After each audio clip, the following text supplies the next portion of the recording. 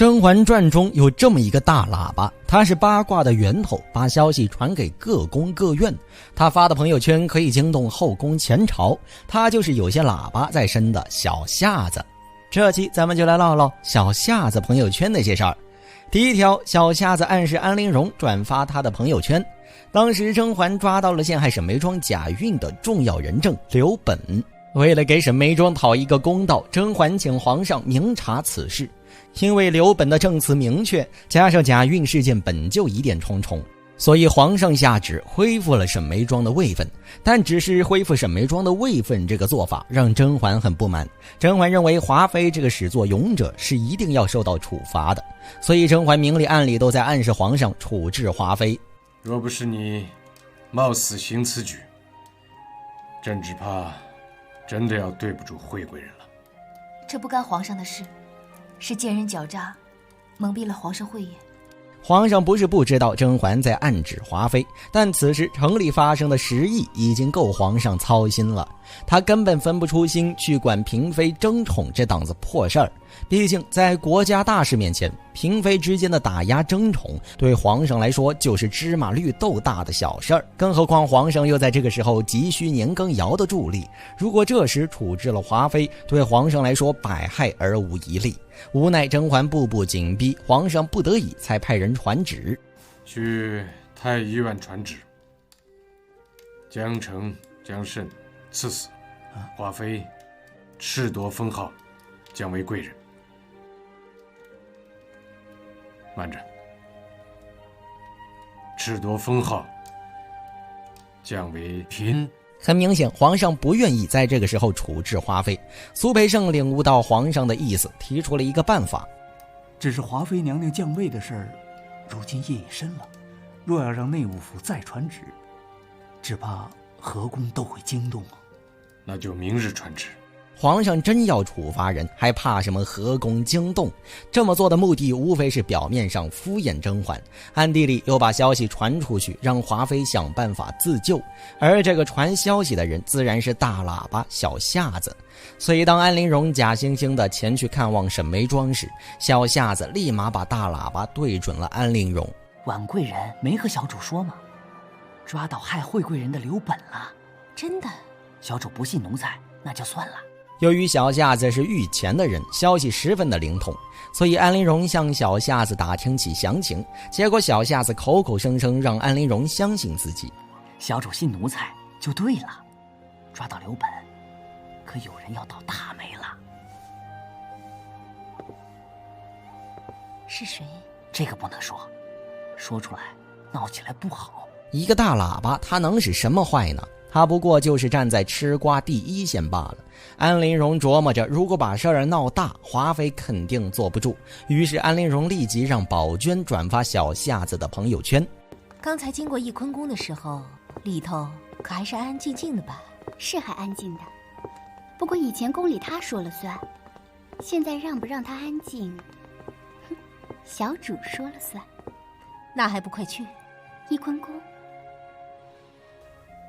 皇上前脚才吩咐了闹起来不太好，先把事儿压着。小夏子转头就暗示安陵容把事情闹起来。难道小夏子不想要脑袋了？答案明显不是。小夏子接到的任务就是朋友圈赶紧发起来，让华妃快速收到消息，以便及时想到自救的对策。后来华妃带着江澄、江慎求见皇上时，皇上明白华妃肯定是看到了小夏子发的朋友圈，同时华妃也一定找到了将功折罪的办法，所以华妃才会一大早带着太医急着前来求见。可见小夏子的朋友圈消息发送成功。第二条，小夏子把朋友圈发到了皇后宫中。当时年羹尧平定战乱，皇上很高兴，邀请年羹尧以及华妃一块儿吃饭。不料年羹尧嚣张惯了，在宴席上没有规矩，不仅在皇上没动筷前先一步动筷，而且还要求皇上的贴身太监苏培盛给他夹菜。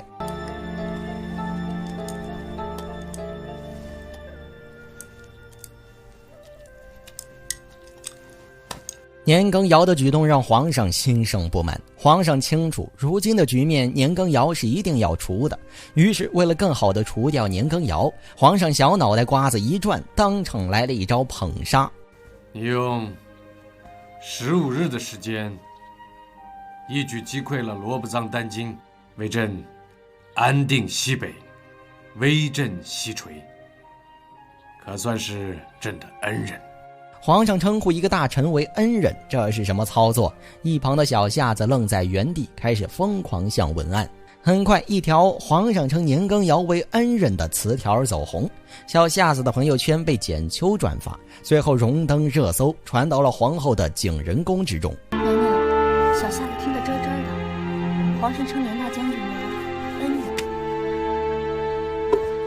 小夏子为什么要发这么一条朋友圈呢？难道小夏子又不想要脑袋了？很明显，小夏子发这条朋友圈还是皇上授意的，目的还是让小夏子快速把这些消息传出去。皇上称呼年羹尧为恩人这个词条一经传播，不仅不会让年羹尧得到任何好处，反而会让后宫嫔妃、朝中大臣对年羹尧产生不满，从而激起了众人对年羹尧及华妃的忌惮与意见。毕竟前朝与后宫盘结交错，牵一发而动全身。简秋啊，这天怎么就这么冷下来了呢？西北风起了，是有些冷，要不奴婢给您添件衣裳吧。天冷了，衣裳穿得多有什么用啊？皇后都引起重视了，皇后前朝的势力不言而喻，可见小夏子这条朋友圈再次发送成功。第3条，小夏子第一次被迫关闭朋友圈。小夏子虽然是个大喇叭，但小夏子这个大喇叭也不是什么都能说的。小夏子第一次被迫关闭朋友圈发生在凌云峰，当时皇上被苏培盛骗去甘露寺，表面上是祈福，实际上皇上也想见一见甄嬛。结果皇上来到甘露寺，不仅没有看到甄嬛，反而还听到甄嬛病了的消息。思还心切的皇上立马从甘露寺赶往凌云峰。此时的甄嬛一心只为回宫铺路，所以甄嬛明知皇上来凌云峰是他们设下的套，表面上甄嬛还要装作不知情，并且还要装出一副她很在意皇上的模样。因此当皇上看到久别的甄嬛还心心念念着她，皇上心中五味杂陈，把甄嬛迎进禅房。苏培盛与槿汐看到事儿成，悄悄关上房门退了出去。退出禅房后，苏培盛立马让小夏子关闭朋友圈。今天的事儿谁要是说出去，就是不要自个儿的脑袋了，明白了吗？明白了，快走。很明显，苏培盛清楚甄嬛回宫道路艰难，他这么做的目的无非是等甄嬛和皇上事成，只有甄嬛与皇上生米煮成熟饭了，甄嬛才有更大的把握回宫。所以苏培盛才强迫小夏子关闭朋友圈。因此当甄嬛成功怀孕，给腹中的小孩谋了个北京户口的时候，没有提前收到一星半点消息的皇后气坏了。你说什么？甄嬛有了身孕？千真万确，奴才亲眼见温太医在太医院配的是安胎药，可宫中并无小主怀孕，能让温太医照顾的也就只有凌云峰的那一位了。可见小夏子的朋友圈实在是太重要了，他发的朋友圈不仅是八卦源头，更是各宫各院斗争之间少不了的消息要塞。